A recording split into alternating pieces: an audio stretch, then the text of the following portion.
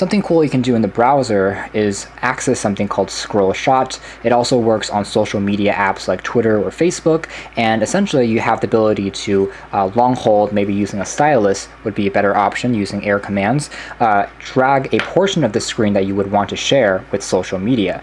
So this is a pretty cool implementation that, again, Infinix has built on in.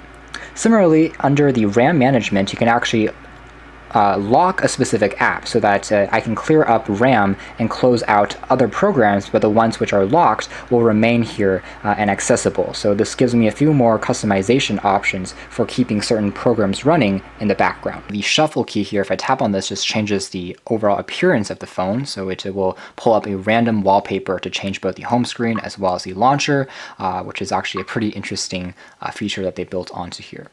And here's what the ultra power saving mode will look like. It actually opens up a very different interface that simplifies the things that you can do to accessing the clock or the phone, turns off Wi-Fi and other utilities, and then tells you how much longer the phone can last. So you can see 46 hours of screen on time, which is pretty insane if you think about it. And when you're ready to get out of it, you can just drag down and then tap here, and it will get you out of that simplified interface. This is definitely not a perfect phone by any means, but at 5.7 inches, it's one of the more affordable phablets, especially considering that it also offers that really unique active stylus. Unfortunately, I wasn't able to demo that, although it is a testament to Infinix because they're willing to craft slightly better performing and unique phones, either with digital zoom or with this active stylus input that you don't really see at this price point, and it shows that the company is trying to be slightly more original than many other companies on the market.